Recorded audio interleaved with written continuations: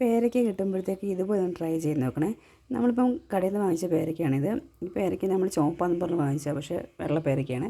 അത് കുഴപ്പമില്ല, ചെറിയ മധുരമുണ്ട്. നമുക്കിന്ന് ഷേക്ക് അടിക്കാം. അപ്പം നമുക്കൊന്ന് കട്ട് ചെയ്തിട്ട് നമുക്കൊരു മിക്സിയുടെ ജാറിലോട്ട് ഇട്ട് കൊടുക്കാം. നമ്മളിങ്ങനെ ചെയ്ത് നോക്കിയിട്ടില്ലായിരിക്കും, പക്ഷെ നല്ല ടേസ്റ്റാണ് കേട്ടോ നമുക്ക് കഴിക്കാൻ.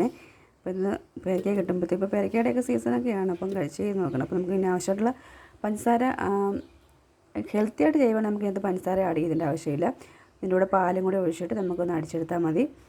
അപ്പം ഞാനൊരു സ്വല്പം പഞ്ചസാര ചേർത്ത് കൊടുക്കുന്നുണ്ട്. നമുക്ക് ആവശ്യമുള്ള പഞ്ചസാര ഇട്ട് കൊടുക്കണം. ആവശ്യത്തിന് കുറച്ച് ഇട്ട് കൊടുക്കുന്നുള്ളൂ. ഞാൻ പൊടിച്ച പഞ്ചസാരയാണ്, പൊടിക്കാത്തായാലും കുഴപ്പമില്ല. ആവശ്യമായിട്ടുള്ള പാലും കൂടെ ഒഴിച്ചു കൊടുക്കാം.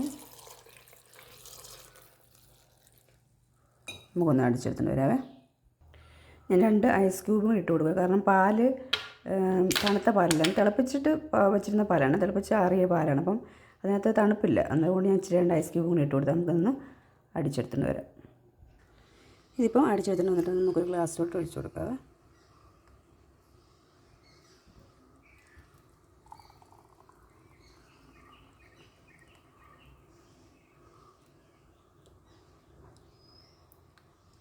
ഇതിൻ്റെ മേളിൽ നമുക്ക് നട്ട്സ് എന്തെങ്കിലും ഉണ്ടെങ്കിൽ ഇട്ട് കൊടുക്കും. ഞാനിപ്പോൾ ഇച്ചിരി ക്യാഷു ഉണ്ടായിരുന്നു, ക്യാഷു ഇട്ട് കൊടുക്കുന്നു. ഇട്ട് കൊടുത്താൽ നമുക്ക് കഴിക്കുമ്പോഴത്തേക്ക് നല്ല ടേസ്റ്റ് കിട്ടും. അപ്പം എല്ലാവരും ഒന്ന് ട്രൈ ചെയ്ത് നോക്കുക. നല്ല ടേസ്റ്റാണ്. പേരയ്ക്ക കിട്ടുമ്പോഴത്തേക്ക് ഒന്ന് ട്രൈ ചെയ്ത് നോക്കുക. ഈ ചൂടുകാലത്ത് നമുക്ക് ഇങ്ങനത്തെയൊക്കെ ഐറ്റംസ് ചെയ്ത് നോക്കാം, നല്ല ടേസ്റ്റ് അല്ലേ. അപ്പോൾ നിങ്ങളെല്ലാം ട്രൈ ചെയ്യുക. മറ്റൊരു സ്വാദിഷ്ടമായിട്ടും വിഭവമായിട്ട് നമുക്ക് വീണ്ടും വരാം.